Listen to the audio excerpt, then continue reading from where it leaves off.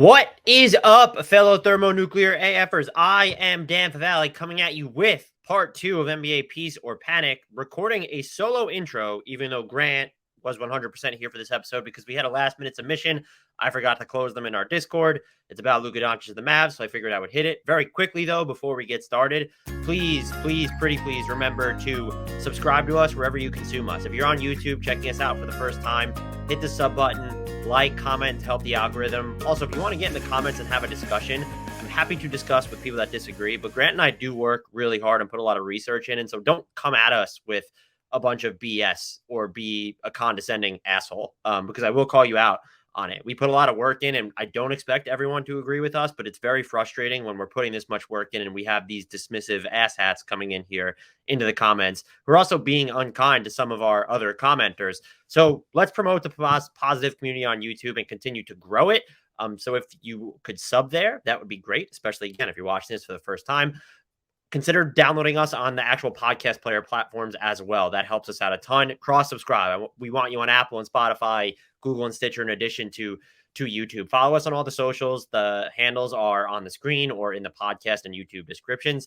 Join our Discord channel. That's where you get priority mailbag access. I don't even know how to phrase that, but you ask a question, we will answer it on the pod. I do send out Twitter solicitations normally, but we've yet to do that this year. And I don't know when I'm going to do it because our Discord members are fantastic. And just get in there and have some discussions. You can talk to myself. Grant is not in there, but I do try to respond to people, especially when I'm tagged. But just have, help us continue to build that community, have some discussions with people that are already in there. We're going to get to, though, the rest of NBA Peace or Panic with my fantabulistic co-host, Grant Hughes. Am I reading this one? I'd like to because I don't want to answer it first. Yeah, I believe it's you. Switch the order.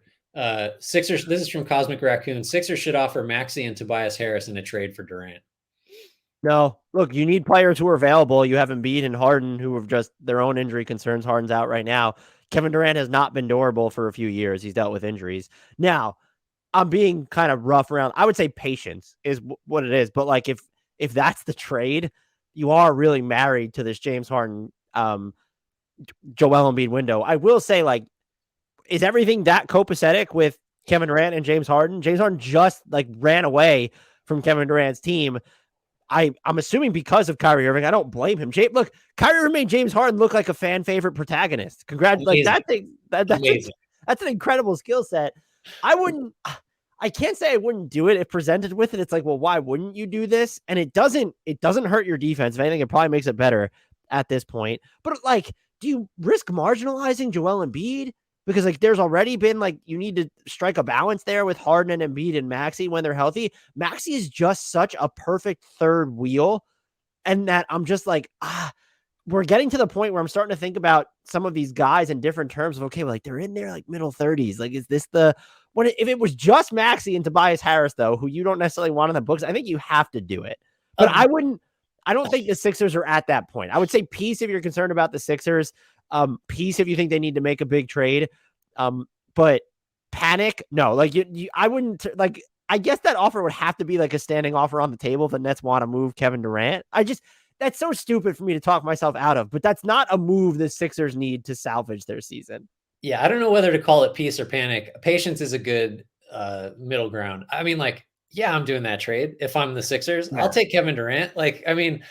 Harris vacillates between oh, this guy's a pretty good, luxury fourth option, and oh, this contract's terrible. He disappeared for 3 straight games. He's not helping us. And Maxey, yeah, it would suck to lose Maxey. He's young. He's really good. He's on a rookie scale deal. But it's Kevin Durant, and I'll figure the rest out if I have Harden, Durant, and Embiid, and 2 of them are healthy for a playoff run. I'll live with that. And having PJ Tucker there and D'Anthony Melton still, there'd be a lot of options there. That's just wow. Man, if Kevin Durant does get traded, I'm just curious what the haul is going to be. I don't think it's going to be as much as people think at this point. It sure as hell isn't going to be whatever the asking price was over the summer. We know that because it was never going to be that. They asked for Karl Anthony Towns, Anthony Edwards, and multiple first round picks. That's so great. The big fella, the Heat are 25th in bench scoring, and with Oladipo out, that's not getting any better. Peace or panic, Grant? I mean, so I think there's some I'm going to say panic, and it's not necessarily just because of the bench scoring issue and Oladipo being out.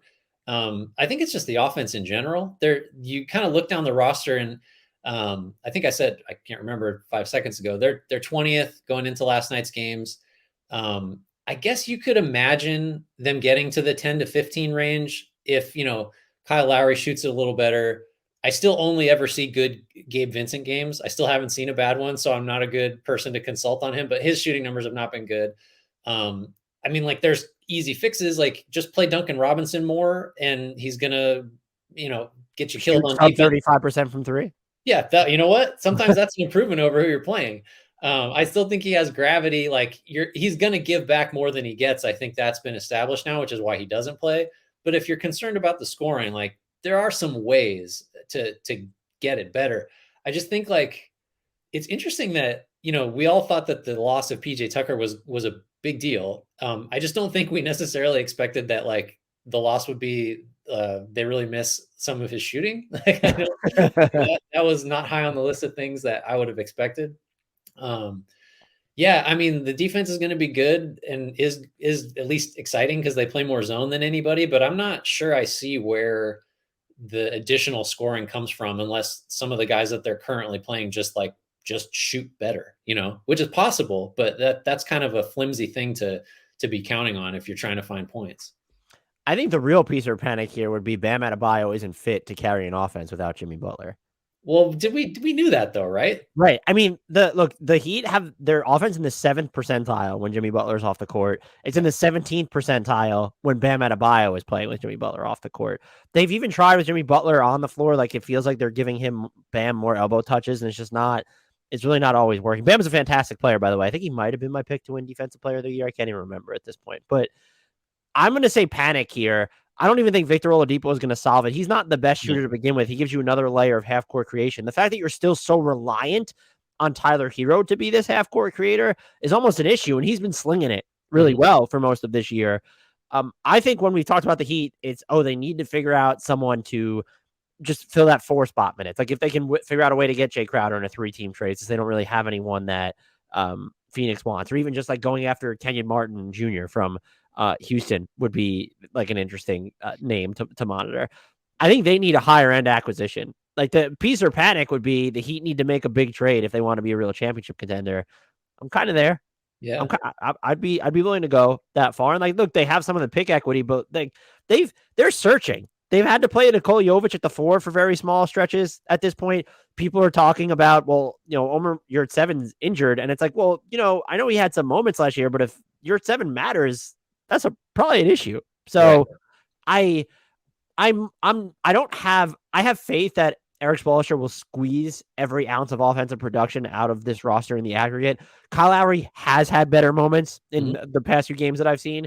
I think he will continue to get better. You have Jimmy Butler, you have Tyler Hero, and look, at the end of the day, your top end talent's going to be on the floor when it matters most. But to have to navigate the regular season or certain stretches, they have one of the, I think it's like the 6th worst bench point differential in the league right now. And there's no path internally to fixing that. Unless I watch every Heat game from now on and Gabe Vincent only has great games. So this is really up to me to fix, it seems like. So, like, you've seen the games where he just doesn't shoot, like -% from 3 is what you're saying. You're right. All the games I see are him just, crossing guys up and pulling up from 3, or just like going by a guy and hitting a 19-footer. I only ever see the best Gabe Vincent. That's the look. If you're the Nets and you're trading Kevin Durant and you're going to get, let's say you guaranteed 3 Heat picks, like 25, 27, and 29, and then swaps, like, that's the team I'm probably looking at more so than Phoenix, just because they're still going to have Devin Booker. And maybe even this was said on the Timeline podcast, which I listened to after the Cam Johnson injury. They had a Dr. Raj on and discussed that at length. It was a great pod if no one's checked it out.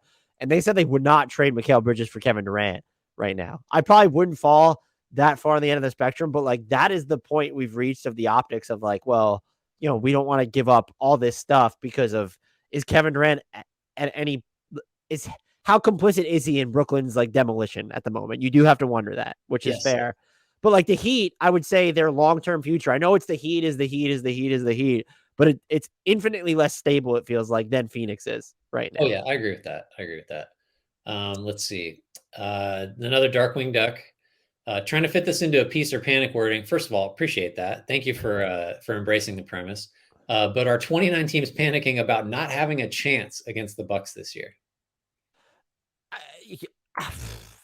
No, I'm gonna say peace there. But look, the Bucks have been fantastic. I mean, they did lose. I didn't watch any of that game. I saw Trae Young was out, and I'd actually been doing a deep dive into like the Murray and Young fit and the Hawks overall. I see Trae's out for that game, the shin injury. And I'm like, I'm not even gonna watch this. Like, this is gonna be like a disaster. They go and they just blow the doors off of Milwaukee. Look, Milwaukee to me deserves to be the title favorite right now.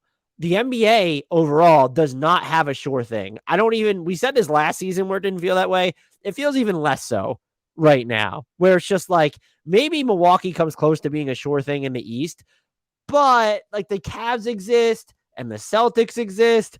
And then in the West, it's just the West does not have Utah is first right now. Portland is killing it. They don't have a sure thing. So I'm going to say no. If you are in the East, though, if you want to say like 14 other teams in the East, I might go peace there because there's not, if I'm in the East, maybe the only team to me that isn't, I don't want to use the word because teams would be insulted, afraid, but like a team that wouldn't maybe have to second guess as much about playing Milwaukee or be so hesitant or afraid is Boston. And like, they don't even have Robert Williams III right now. You'll have to assume he'll be there for the playoffs. So that might be a pretty big ass assumption to make at this point. I'm at peace because the championship landscape is so wide open right now. But the Bucks, I will say, are the closest thing we get to just like this formality. Yeah, I can't get a full panic endorsement for this one, but like just you said like there aren't. I know the Cavs and the Celtics for sure would like a word with that assessment, but just looking around the league, like nobody looks like, like you said, Utah's first in the West. Like, nobody's concerned that that's going to sustain. Like the Warriors have their problems. You just were. You panicked. I did, didn't I? The Clippers have problems. Like all these other teams. Brooklyn has. Have you heard Brooklyn has problems? The Suns. Chris Paul's washed. We just said it. I mean, like there. No. The point is, the Bucks. We said it at the beginning of the year. Like no notes. The Bucks are really great. Giannis is God. They don't even have Chris Middleton yet. They're battle tested. They've won it all. They have continuity. They're just like, they're the only team that I just like. They're defending the 3-point line all of a sudden. Right. They've decided now you also can't shoot threes, which is a new development, which makes it feel kind of unfair because they're not really giving anything else away in exchange for that. So they've hacked that. Well, shout out to Brook Lopez for that, where it's just like, oh, he's just physically fine now. Yeah. It's all good. I mean, there's not another team in the league that has anything close to their resume that is also like kicking as much ass as they are right now. And again, there's upside. Like they will be better with Chris Middleton. I have to believe that. So yeah, right. So like, I think this in the spirit of the question, I guess you probably say peace because if it's like take one team or the field, you're always just going to take the field, unless it's the 2017 Warriors or whatever it is. But like, the Bucks are just in their own tier, I think. And again, Cavs and Celtics, great. But like, we have questions about those teams. Maybe less so the Celtics other than Robert Williams. But the Bucks, there's no questions. We know what we need to know, and they're delivering on like what we expected. So they're just in their own little bubble right now. This is closer to panic than it should be 10 games into the season, I will say. And also, you mentioned the Bucks are in their own tier in the East. Is there even like the league, because it's just like everyone was all in on the Clippers. I don't think we were, but like that's that can't be a thing right now. So there's not even a team in the West, and maybe the standings are sort of like polluting my thoughts here. Like I wouldn't put Phoenix there, especially now they're dealing with Cam injury. What we don't know about CP3, the Nuggets were my title pick. I'm not putting them there. Like who is the team? Yeah. So it's closer to panic than not.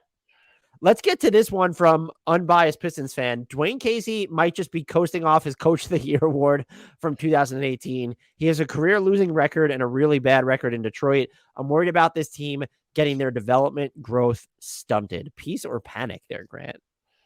So, I mean, you mean the Coach of the Year award that he won like after he got fired? Like, is that the one we're talking about? He was hired though by the Pistons before he officially won that award too, though, right? So is he really coasting off of it? Right, exactly.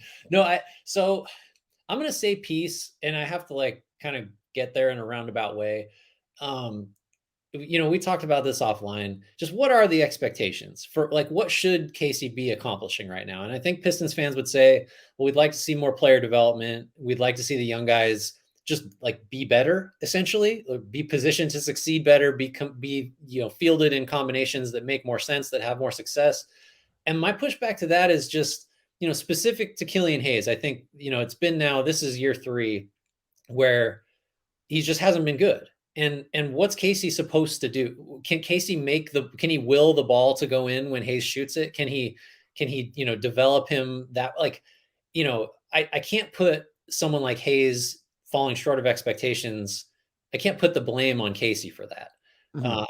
I can't put the blame on him for a bunch of young guys making mistakes all the time. And like, that's just what happens with guys. Like, look, your primary ball handlers or your best ball handlers are Cade Cunningham and Jaden Ivey, who have a combined, 1.3 years of NBA experience. They're just like, it's just hard for guys that young in those roles to be really good.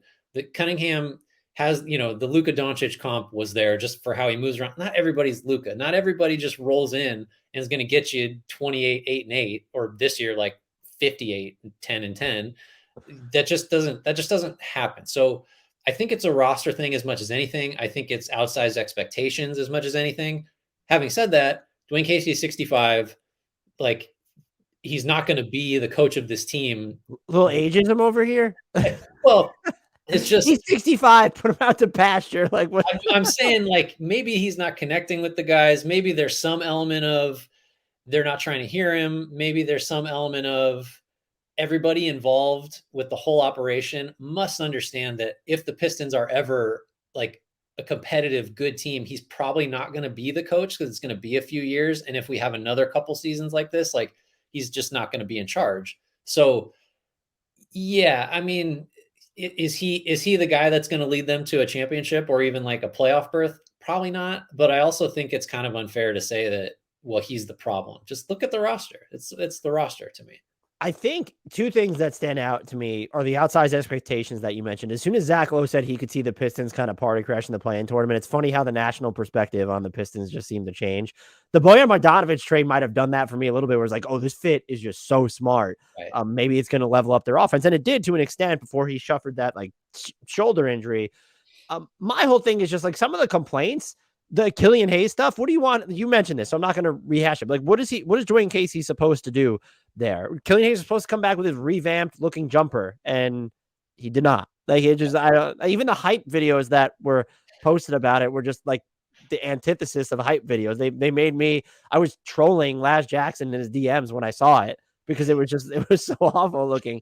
But the other thing is just like, I've seen a lot of, why isn't he staggering Jaden Ivey and Cade more? And if you were trying to win basketball games, I get it. You want to surround Cade with more spacing, and that's how to optimize your team right now. You need these two to be able to play together long term. And so figure it out. And yes, the offense is no longer, it was for a while, it was humming when those two were on the court. It is no longer that. It's better when Cade Cunningham plays by himself. That's not, if things go according to plan, that's not the situation you want to be in. And so you need to explore this and I'm fine with, I'm fine with them. I don't want to say overplaying those two together, but just like, no, we're not going to stagger these two because they are our future and we need them to work. And I don't think are you stunting the growth of either one of them by playing them next to the other? I guess there could be something to that. But again, you need this sample size to see if these two can play together. And so I can't get too mad about that. If you want to talk about like the defensive effort and how much they're getting burned there, yeah, I guess on paper, you didn't expect this team to be the worst defensive team in the league. That is certainly a fair critique there. They allow way too many looks at the rim, and you would expect that to, I guess, be better. Like Isaiah Stewart is an impactful guy when it comes to that. At the same time, like Jalen Duren's a rookie and he's going to foul like 8 people per possession. And so like, what are they like? This is growing pains. Like your livelihood right now is tied to a lot of development. And how good were you supposed to be on defense when they just don't have a wing stopper? Like Saddiq Bey looks like he should be a wing stopper. So that's what people have just decided he is. And he's never been He's never been that. And so Pistons fans and people who cover the Pistons specifically will have a better, they'll be able to intuit this better than we can. But the 10,000-foot view perspective to me is I don't think Dwane Casey's doing anything that's actively damaging here. And if you want Cade in lineups with even more spacing than they have right now, I don't like, is it playing Isaiah Livers more? Okay, if you want to quibble over that. Or is it, hey, the roster wasn't built to give him as much space necessarily as you want, especially if the goal is to play him with a rim runner like Jalen Duran. Okay, well, that's one shooter just gone. So this roster wasn't constructed to have 3 shooters plus a rim runner on the court at all times because, hey, guess what? One of those non-shooters right now is Jaden Ivey. And look, he's taking them. He's shooting like 31%, I think he was at last time I checked.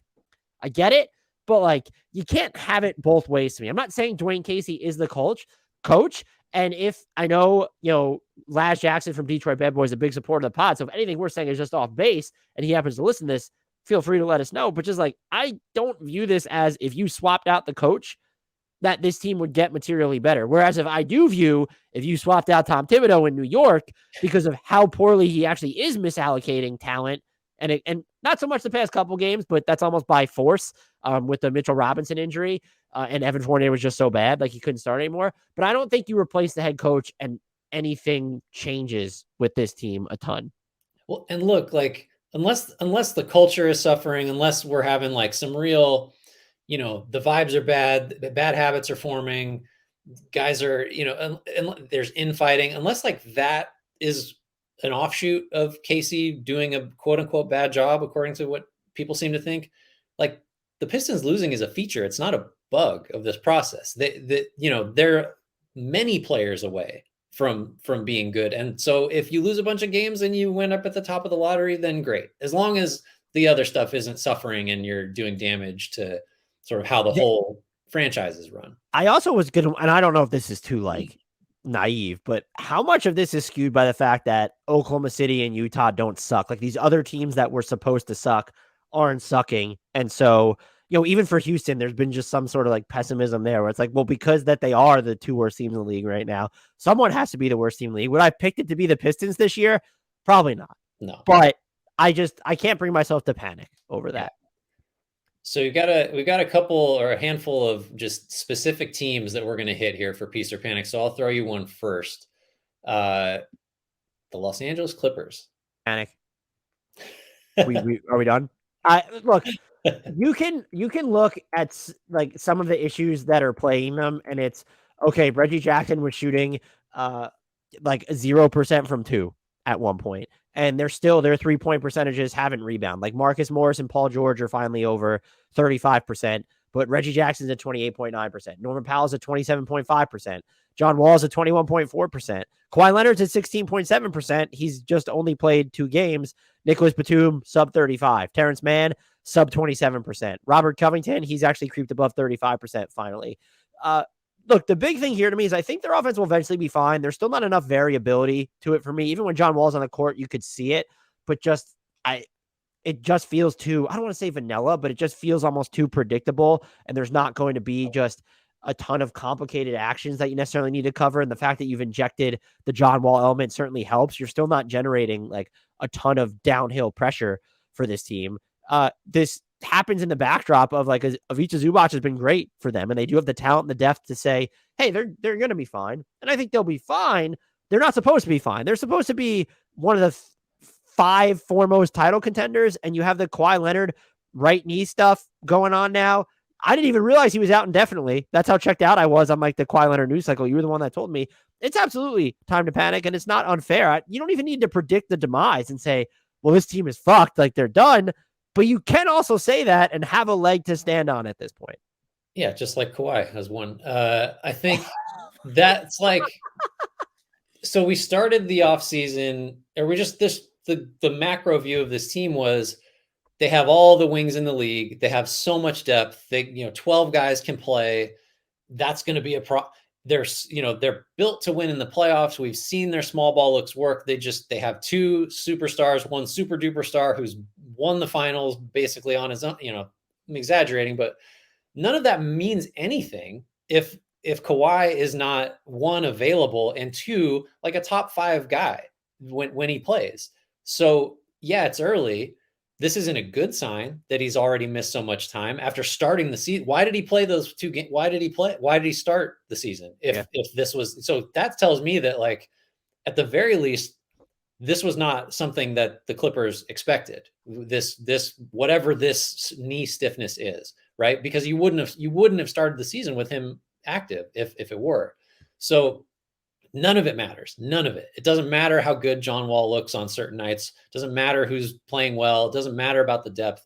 Unless Kawhi is, and this theoretically is an April, May, June problem.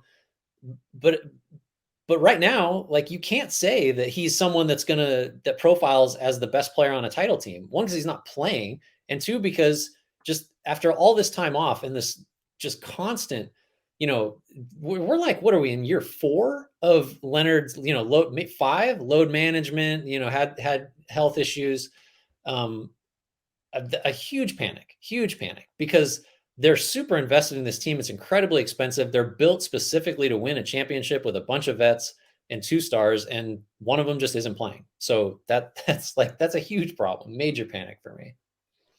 And there's no other way to phrase it. It's just, even if you will see the offense get better, some of these guys are going to shoot a lot better. I just don't know how you get around, like, the Kawhi Leonard sized void. That's right here. That's the whole thing. This next one is probably going to hurt your soul a little bit. I'm okay with it. I'm looping a few together, though, but I guess it's the Golden State Warriors peace or panic in general. But Cosmic Raccoon says it is now safe to declare James Wiseman a bust. I also added Golden State's defense was the primary focus for me. So, Grant, on all these fronts, peace or panic? Wiseman first, just because he's been such a storyline this year. Yeah, there's for sure panic. And, like, I would say that there are a lot of things about his game that I'm not optimistic can be fixed. We've talked about this anytime we've talked about him. Terrible hands, terrible timing, just does not have good court sense, has no feel. He's a 7-foot phenomenal run and jump athlete that I'm not totally convinced is a basketball player, at least, like, not an NBA player at this stage. Doesn't mean he can't get there, but I do think it means he can't get there being an impact rotation guy who helps you win.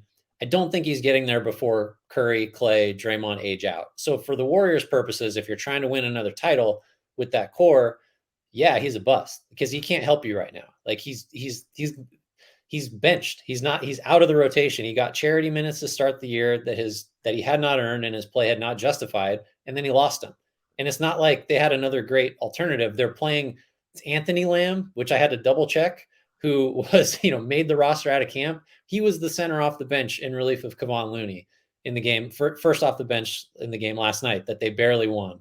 And in the start of the second half, they didn't play a center at all. So Wiseman can't help. And I'm not optimistic, even though we're talking like 50 NBA games, that some of the just basics are fixable. It's certainly not fixable on a timeline that matters for this Warriors core.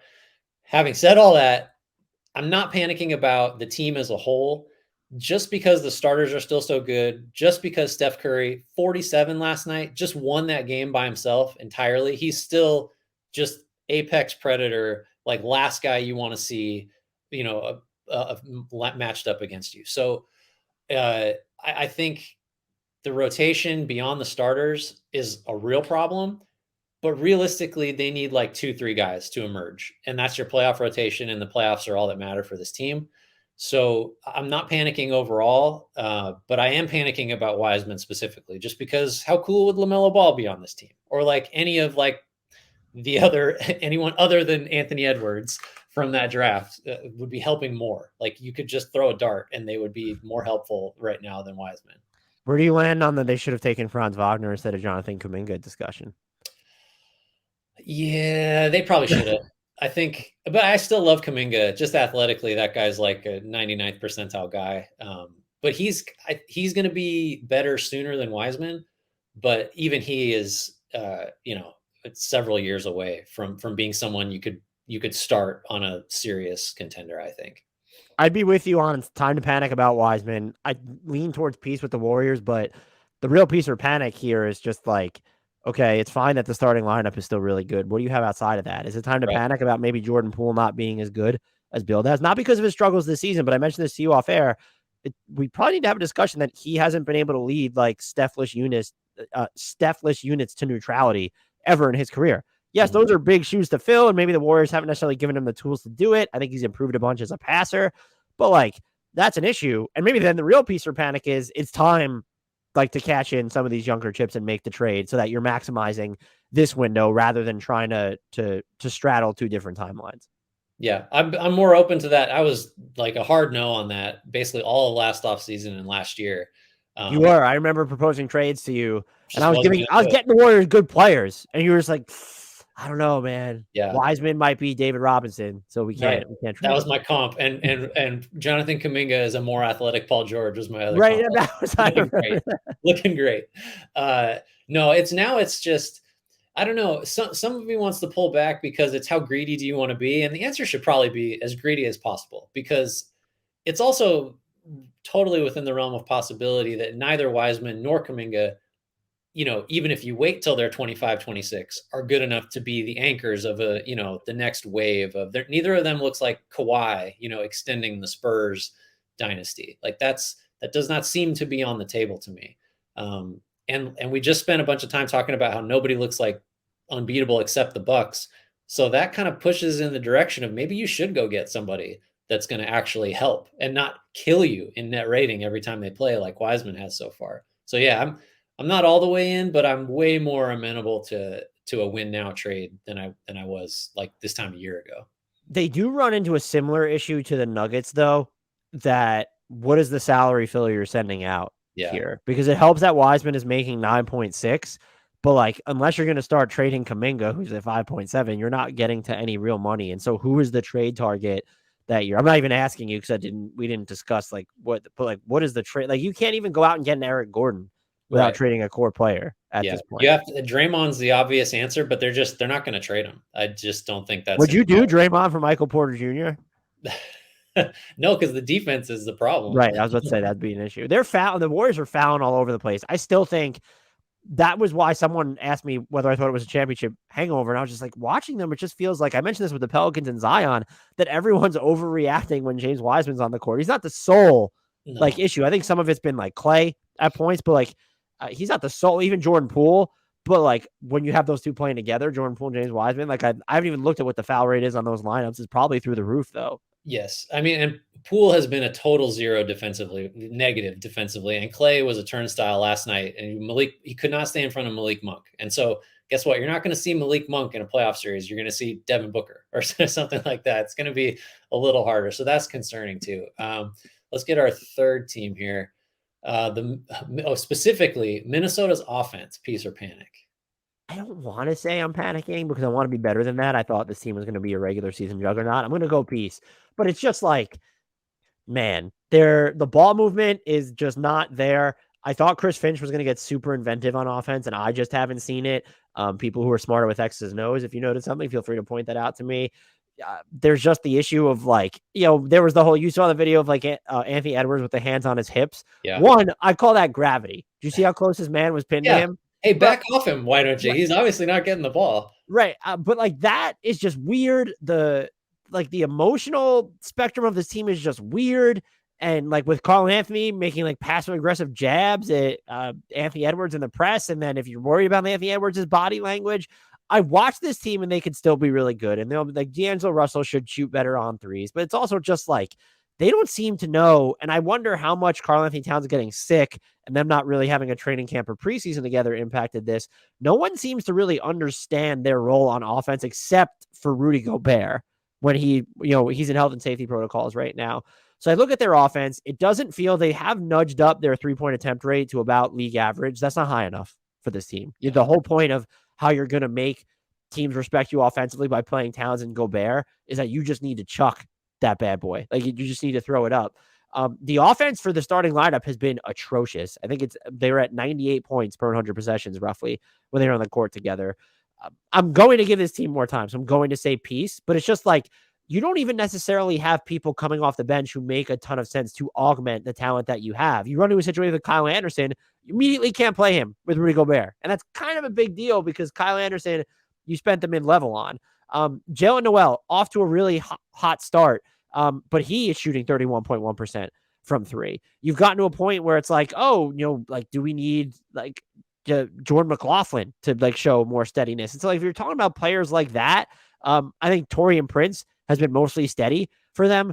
Jaden McDaniels is still not taking enough threes, and he's not hitting them either. And like, that was always going to be, they valued him the equivalent of 2 first-round picks in the Rudy Gobert trade. That is just like the rumblings that are out there.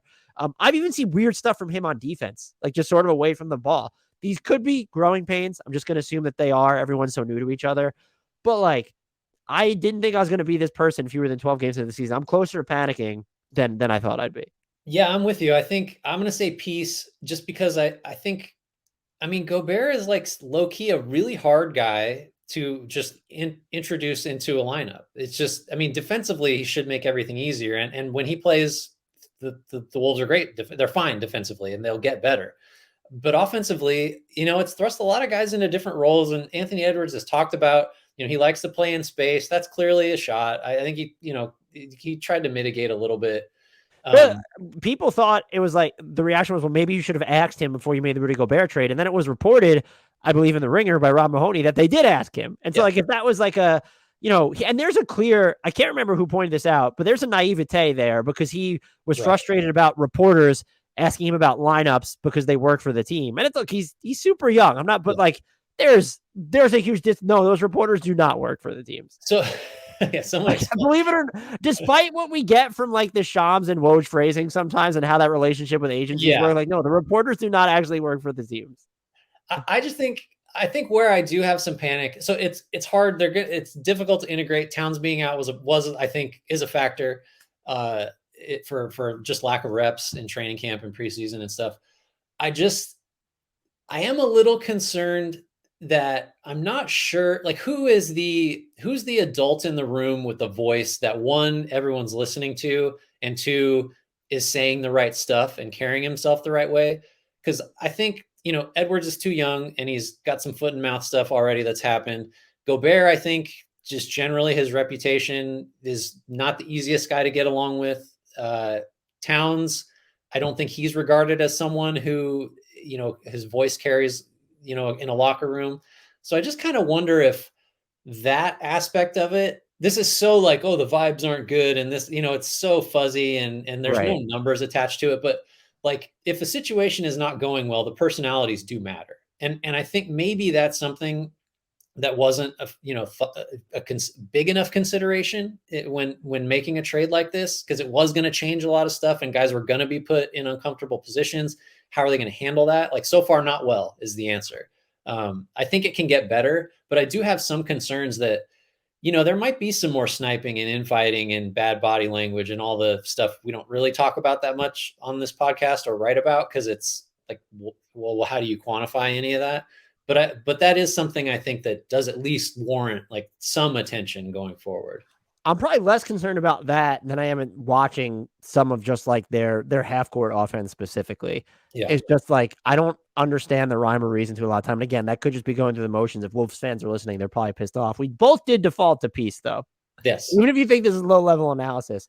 So I'm going to loop the final two together because I don't really need to give them more airtime on this podcast, but the Lakers and the Nets, and it's the essence of them. Like that is the peace or panic.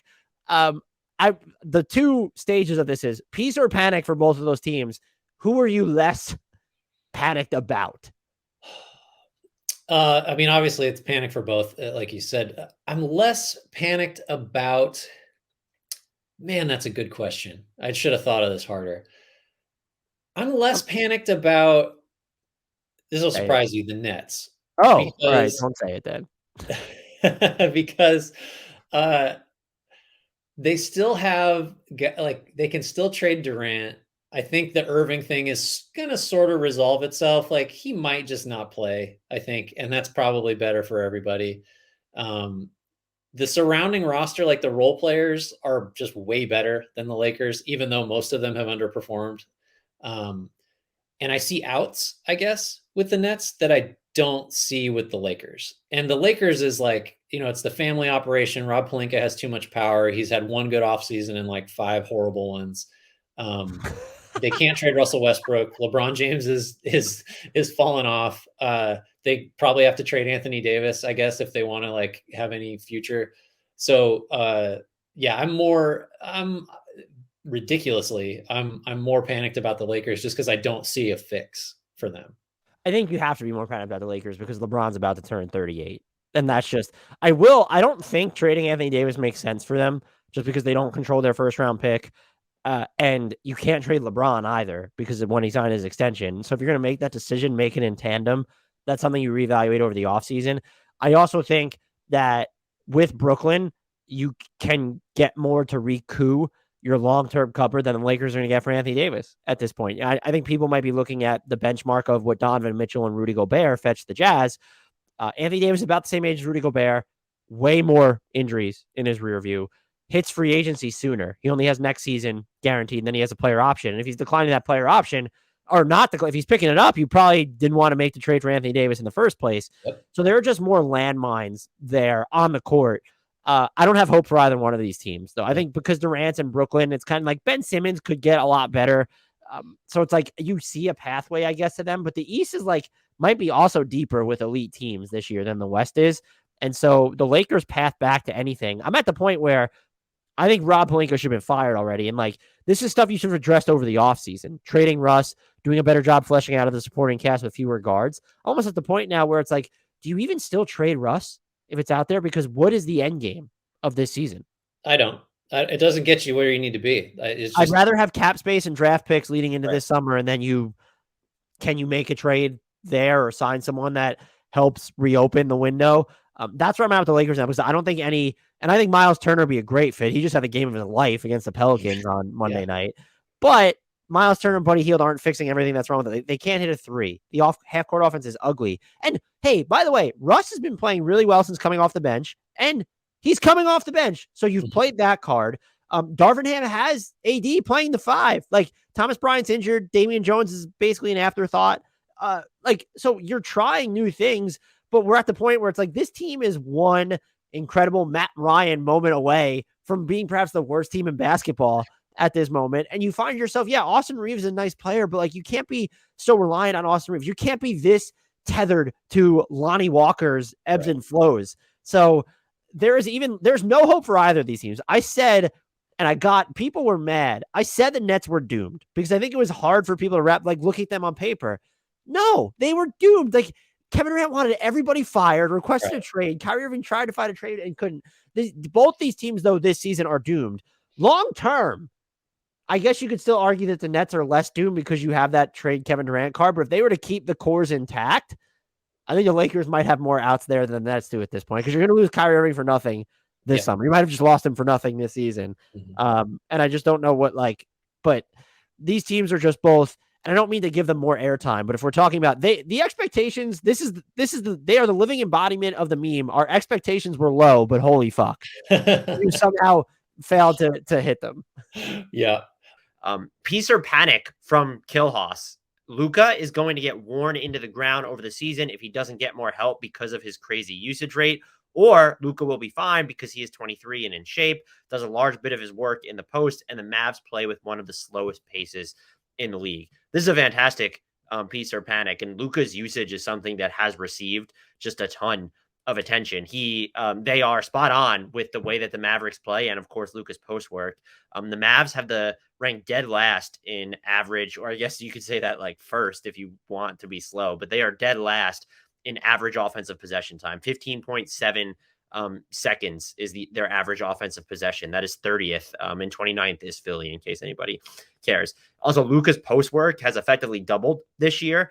More than 15% of his field goal attempts or possessions rather are coming in the post. He is shooting a ridiculous 63.5% as I record this on post ups. I would push back against the notion that helps conserve energy just because like it could be more physical in the post depending on who's defending you. I know he's capitalizing on a lot of mismatches at times, and I can confess I did not go back and watch every post up to see how physical it was, but that is like playing in the post can be super taxing by itself, and that's even without his foul rate on post ups, by the way, is like kind of high, 22.7%. He's drawing a shooting foul, So he's getting to the free throw line 25% of the time when he's posting up. That is a massive number. And you're taking some form of contact there. So in addition to the physicality that comes with being in the post anyway, he's 4th in post-ups per game in the league right now, ahead of Anthony Davis and Jokic, ahead of Alperen Şengün, behind Zion, Joel Embiid, and Yusuf Nurkic are the only 3 players in front of him. He has the highest free throw frequency of all these players. He has the same free throw frequency as Jonas Valanciunas, who is, I think, 7th in post-ups per game, and he gets to the line 25% of the time there. But when you look at high-volume post-up users, Miles Turner's sample size is not big enough to really count him here. Only Jonas Valanciunas gets to the line as often for anyone who's averaging 3 or more post-ups per game right now. And then after that, you get into Pascal Siakam and Karl Anthony. Pascal Siakam's right there. Yeah, look, even if we drop down the filter, I'm doing this live because I was curious to see his free throw frequency. It's not something I thought of before.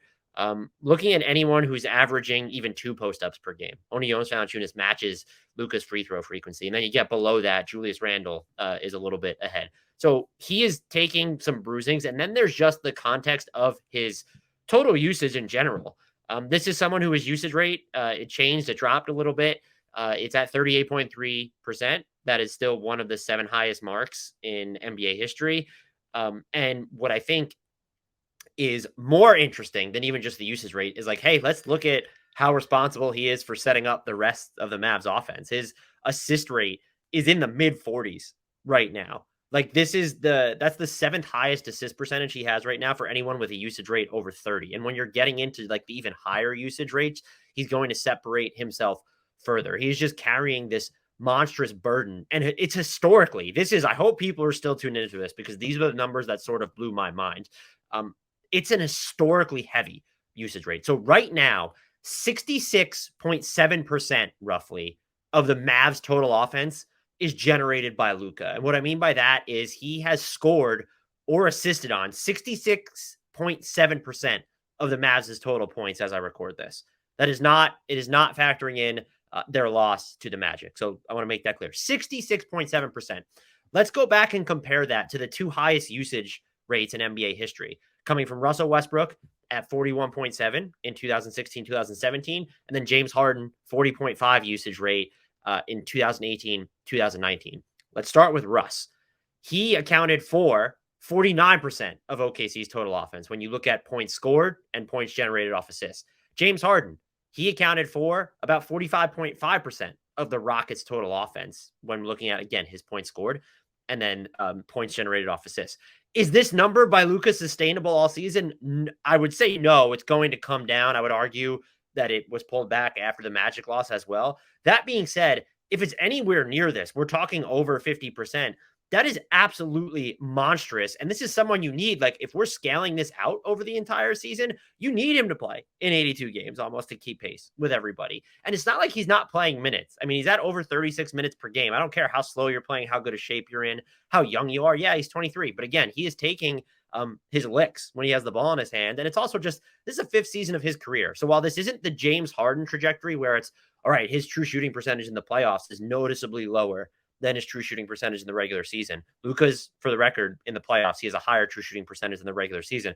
It's so early into his career, and you're just continuing to tax him more and more and more. And it's wild to really just think about. And so this is just the other thing to sort of look at. His time of possession this season, 10.2 minutes per game. NBA tracking data that is available on NBA.com. I'm sure teams have, and maybe even some writers, if they have Second Spectrum, like the actual subscription to it. I'm sure they could go back even further, but it goes back to 2013, 2014. That is the single highest single season mark right now, 10.2 minutes as a time of possession.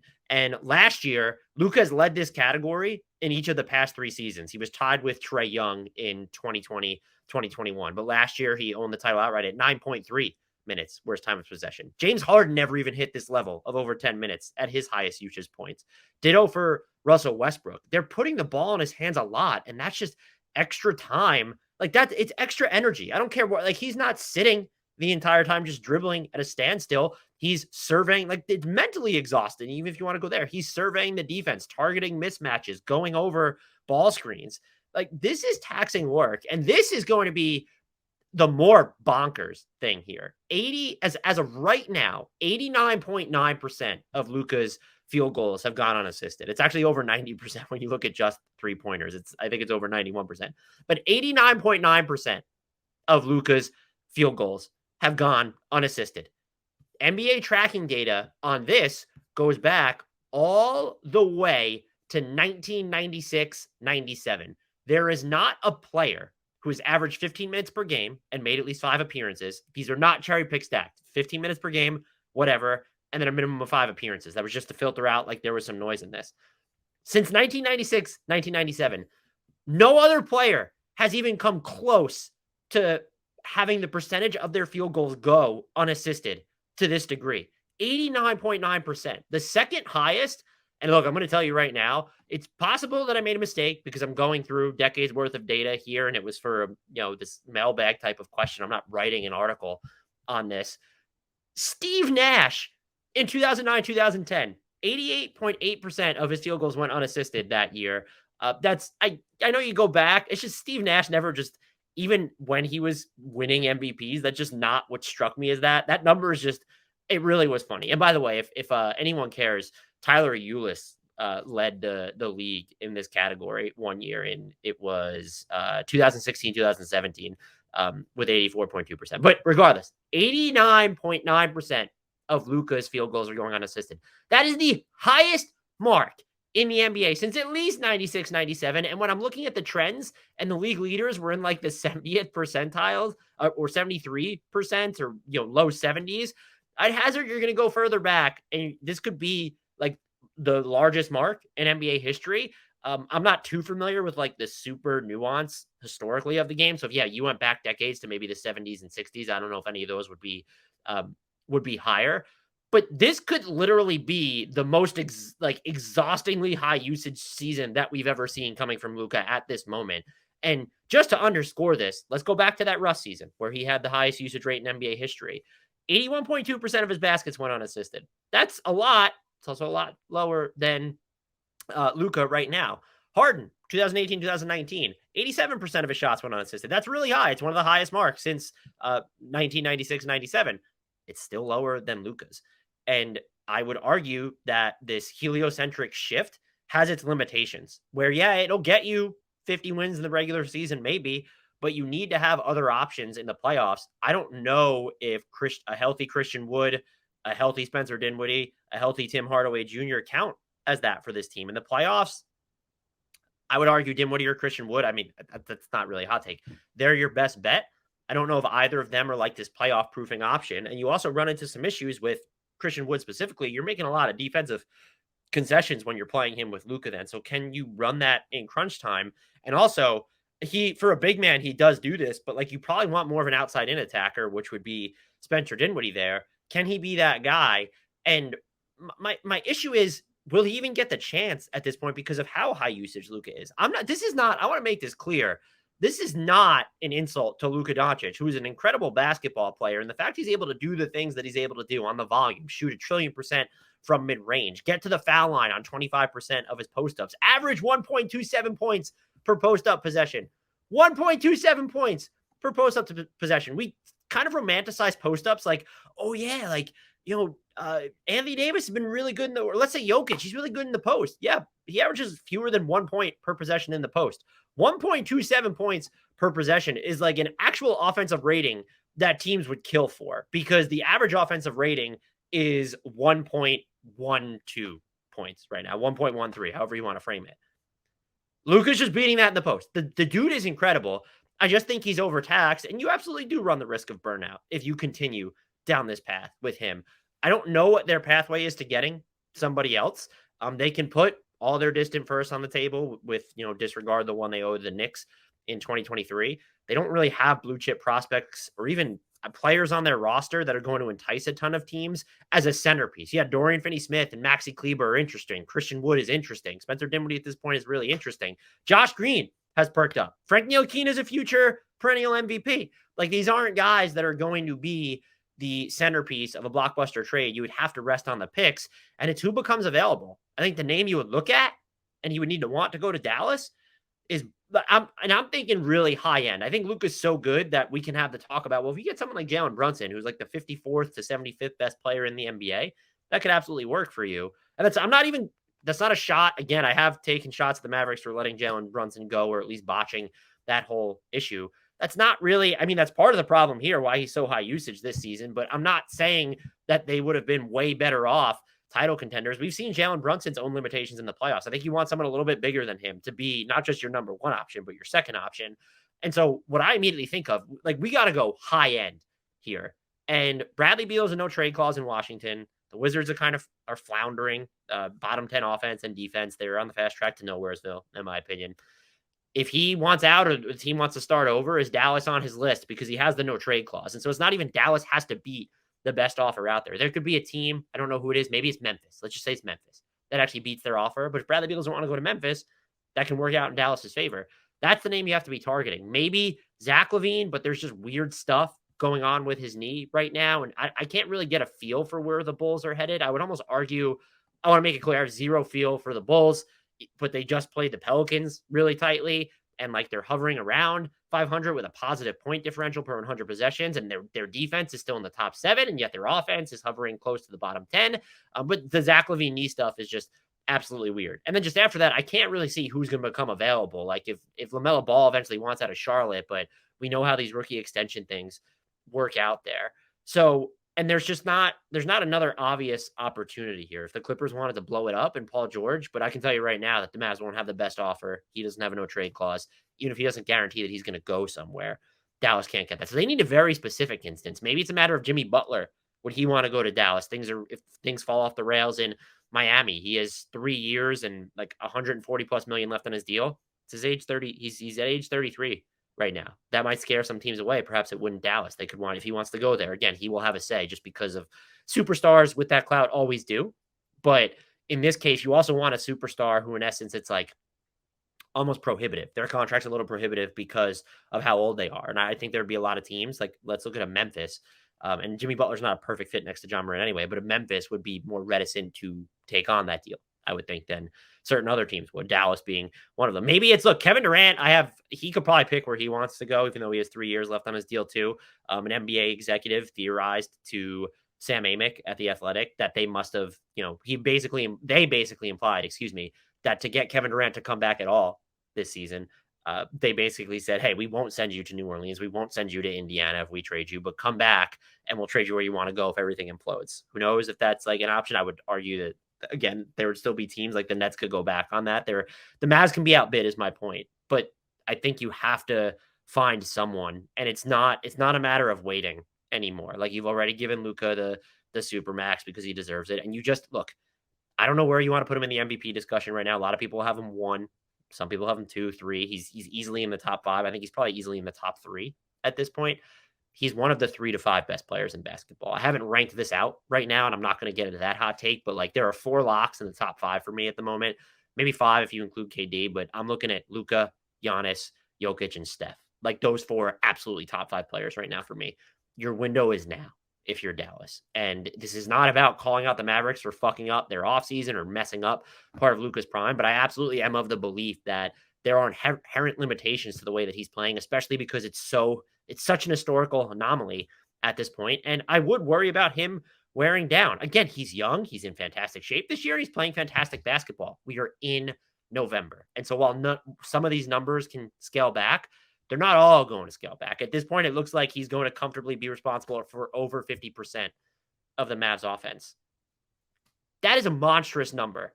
We're talking about 90% of his field goals going unassisted. And if he has to last the entire season, this isn't Shai Gilgeous-Alexander circa, was it 2020, 2021, or 2021, 2022, however, he didn't play in as many games. Like this is a Luka who, if he's not playing in that many games, you're not going to make the playoffs anyway. You need to figure out a way. And I just went through some names, but the Mavs best package is 25, 27, and 29 picks.